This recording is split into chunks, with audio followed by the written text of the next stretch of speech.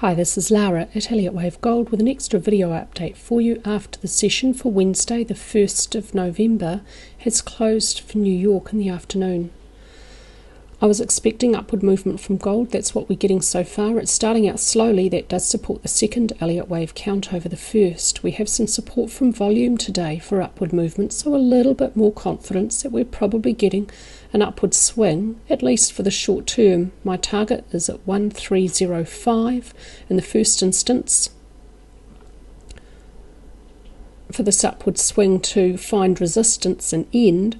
Along the way up, about 1294, we'll be looking for a small consolidation to unfold that may last about 2, 3 or 4 days. Let's have a look at the Elliott wave counts first, classic analysis last, and I'm presenting these pretty much in the order in which they were developed, not in order of probability. At this stage, my classic analysis points to the second Elliott wave count having a better probability than this first count. But I'm expecting it's a B wave at cycle degree that began back here in December 2015 from this low, and so B waves are really complicated. There are more than 23 possible corrective structures an Elliott wave B wave can take, so it's really important when a B wave is indicated by the wave count at the higher degree that you consider alternates for B waves. You can't try and pick what structure they're going to unfold. Trying to pick a winner is a bit of a fool's game. You have to be flexible and allow for different possibilities, so that's what I'm trying to do. Here, this wave count looks at cycle wave B as a double zigzag. First zigzag in the double is labelled primary wave W. The double is joined by a 3 in the opposite direction labelled X, and the second zigzag in the double is labelled primary Y. My target for it is to reach equality in length with primary W. This couldn't be considered a combination because this is obviously a zigzag. It will not fit as any other Elliott wave structure, and the second structure also cannot fit as anything but a zigzag. It couldn't be a flat correction because within it there's no pullback that is 90% or more of the previous upward wave. So the minimum requirement for B waves within flats is 0.9 the length of the prior A wave. There's nothing in here that meets that description, and so this cannot be a flat, and it's very obviously not a triangle. No, so if we wanted to consider cycle B as a combination, we'd have to have zigzag, X, and then a flat or a triangle. This is neither, it's a zigzag. And so cycle B is a double zigzag.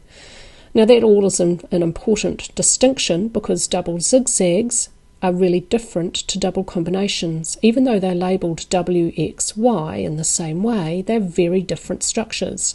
Double zigzags are part of the zigzag family. Combinations are part of a sideways group of consolidations. Double zigzags should have a strong slope against the prior trend. Here the prior trend from the all-time high in November 2011 to this high in low in December 2015 is very, very obviously down, and so cycle B, if it's a double zigzag, should have a sharp upward slope. In order to achieve a sharp slope, the X waves within double zigzags are almost always brief and shallow. Particularly, they should be shallow. This one is neither brief nor shallow. It doesn't look like a very normal X wave within a double zigzag, and so that reduces the probability of this wave count a little. Within the second zigzags, which should subdivide 5, 3, 5, it only works if we see intermediate A over here. It doesn't work if we see intermediate A over here because it would be a 3-wave structure, not a 5. If it's over here, now it all fits quite neatly. Intermediate wave B is now seen as a double flat correction.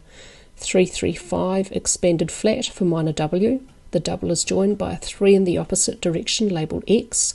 335 regular flat correction for minor Y. Now this all fits very nicely, but the problem here is double flats are, I think, very rare structures. I think they are even rarer than running flats. In my nearly 10 years of daily Elliott wave analysis, I can only say in hindsight with reasonable confidence that I have seen one of these before. I think they are extremely rare. The rarity of this structure further reduces the probability of this first wave count.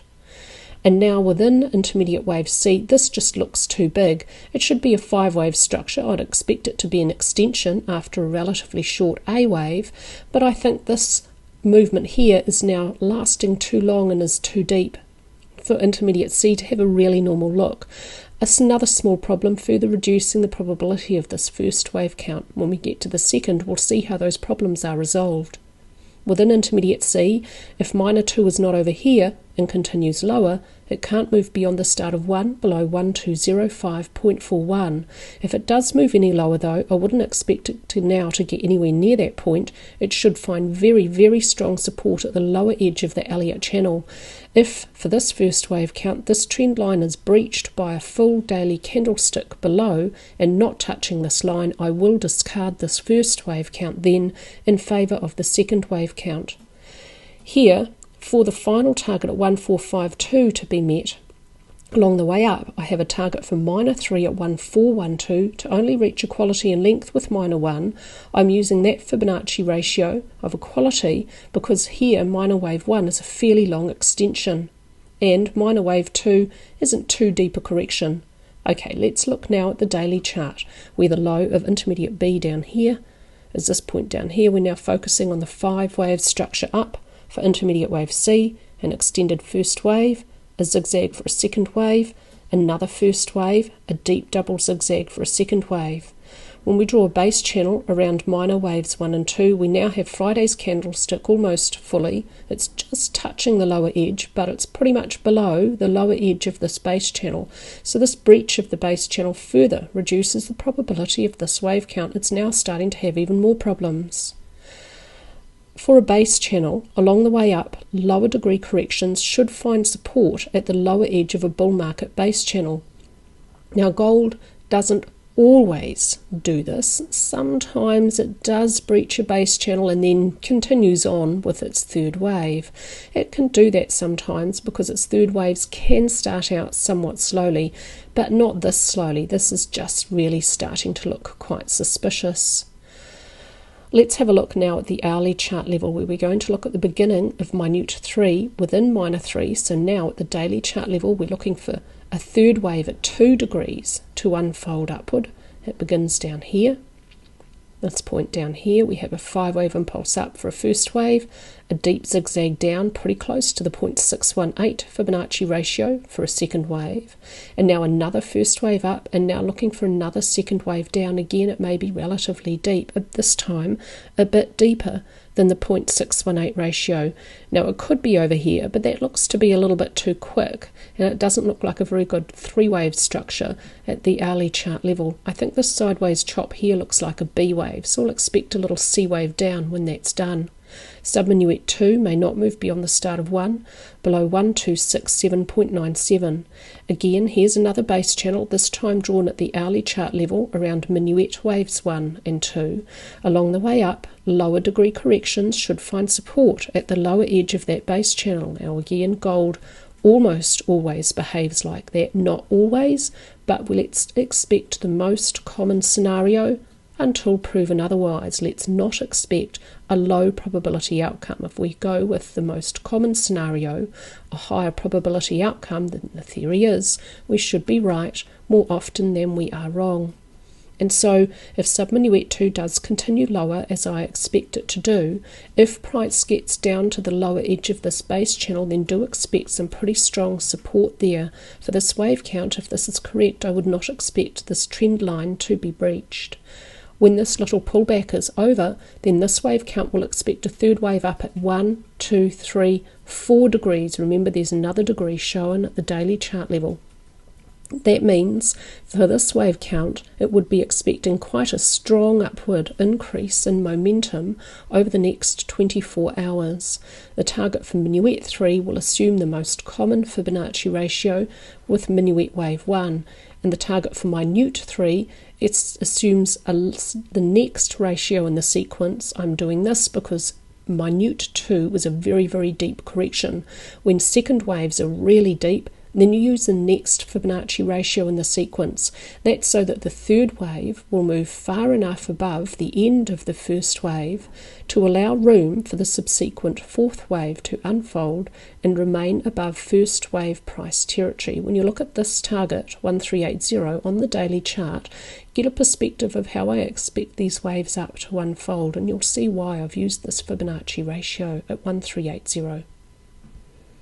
This is the second wave count at the weekly chart level. It's identical to the first wave count here. I'm seeing this big downward movement as a 5-wave structure.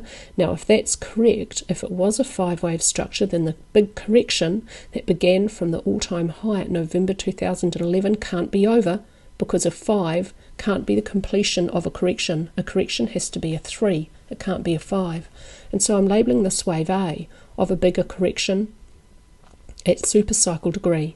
So I have a 5, 3 completing for the B wave, and then I'll expect a big 5 down for a C wave. But for now, the B wave is incomplete.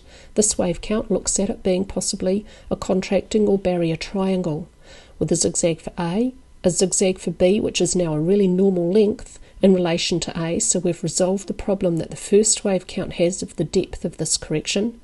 A double zigzag now for C resolves the problem of trying to see a double flat in the middle here. This has a really good fit.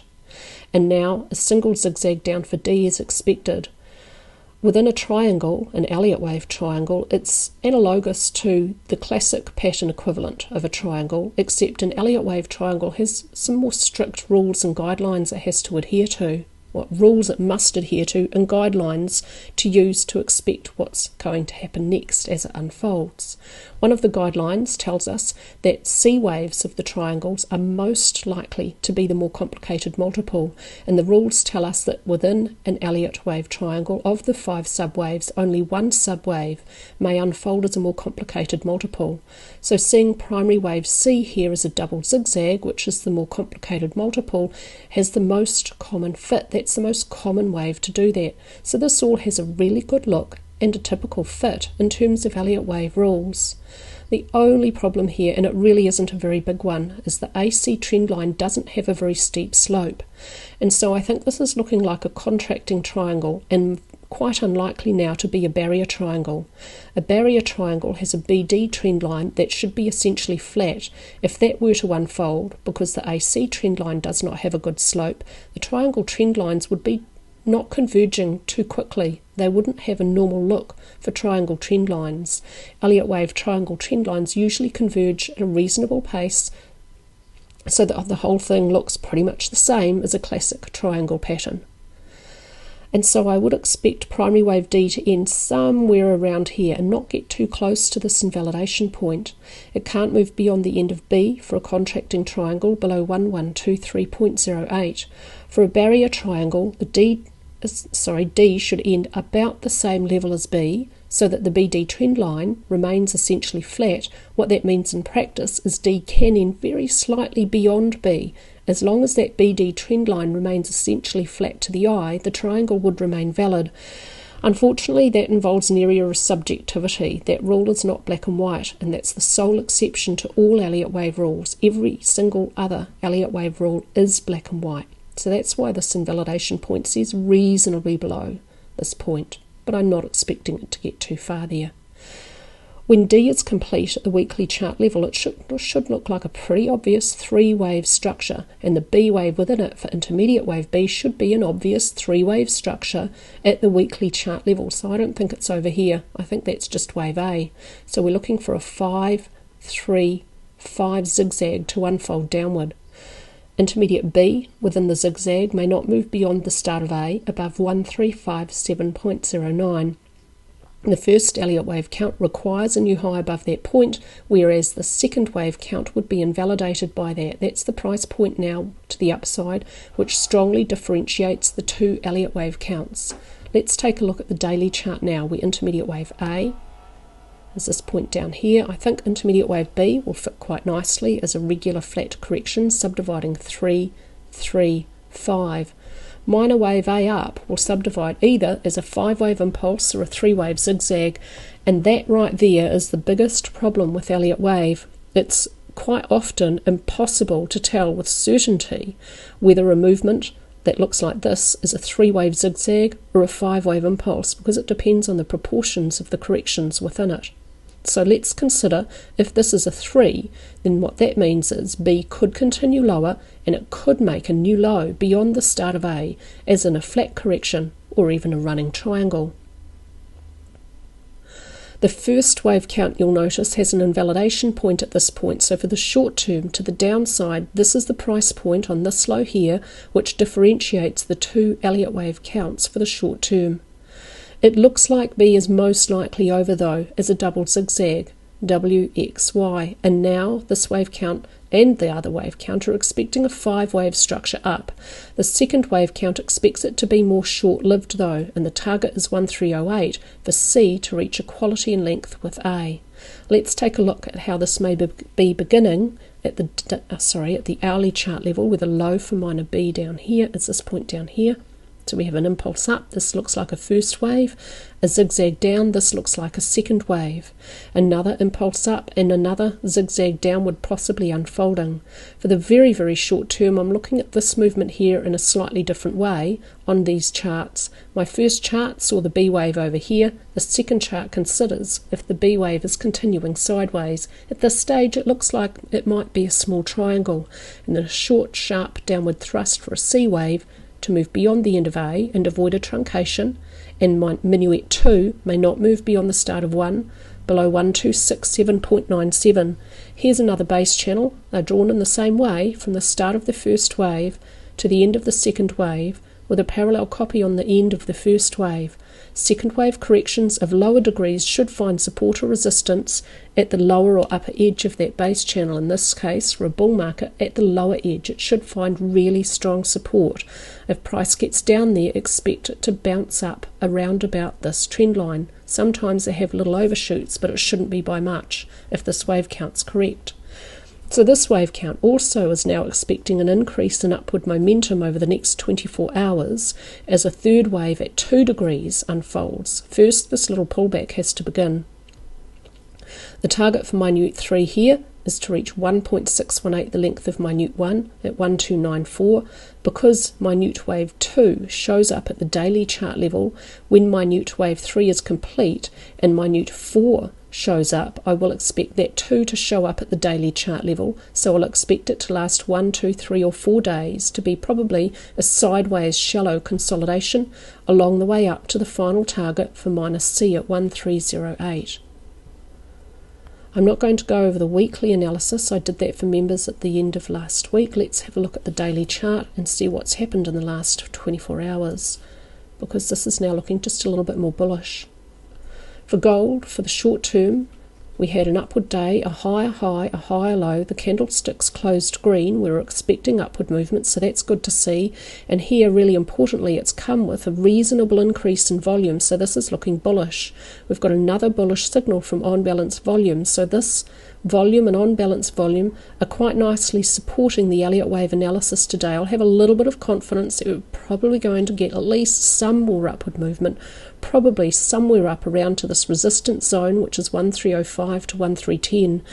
The Elliott wave target for the second wave count fits nicely within this resistance zone, so that seems like a really reasonable expectation to see some upward movement ending somewhere about here.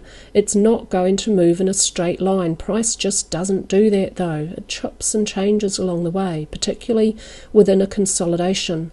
This is a particularly difficult market at the moment in order to make money. We have ATR declining at the daily chart level. Let's just really quickly look at the weekly chart. For a long time now, ATR has been steadily declining, and it's really quite low. This still strongly supports the second Elliott wave count that sees a triangle, a big triangle unfolding that began in December 2015. B waves are just the absolute worst. The huge variety in structure and price behaviour within a B wave does make them very challenging in terms of Elliott wave analysis. And a market with low and declining ATR is also a really challenging market in which to make money. For gold at the moment, price is very obviously within the smaller consolidation, which, when you look at the weekly chart, is within a larger consolidation. ADX tells us it's probably consolidating. It's below 15. Here it told us the market was consolidating, a possible trend change to down, but ADX is too low now. It's below 15. It's not yet high enough to tell us that we have a new downward trend. ATR is declining as price moves sideways. That supports the idea that price is consolidating. Bollinger Bands contracting and now holding steady, also more typical of a consolidation than a good trend. Price very obviously supported with resistance about 1305 to 110 and support about 1260. So when the market does that, if you want to try and trade the little swings within the consolidation, which I really would only recommend for experienced traders, one approach or one way to do this is to expect swings from resistance to support and back again, and use stochastics as a guide to when those swings may end. But here's another example of why consolidating markets are so darned difficult. Here, stochastics didn't reach into overbought. Price did reach up to resistance, just at the top, close to 1310, and then it had a downward swing back down to support. Stochastics has just nearly reached oversold. Now it looks like maybe it's not going to actually dip properly into oversold. This might be the end of the downward swing. Let's expect an upward swing and expect it to continue until stochastics gets close to or possibly into overbought. So we have to be quite flexible with consolidating markets. This support today from volume with upward movement does give me a little bit of confidence we're in an upward swing. On balance, volume is one of the indicators I give quite a lot of weight to. Here was a bullish signal, a test of support, a move up and away today, another bullish signal gives me a reasonable amount of confidence that price for gold should now be in an upward swing. That's all from me at the end of the day with your extra video update, and I hope that all of our members and viewers are having a most fabulous day.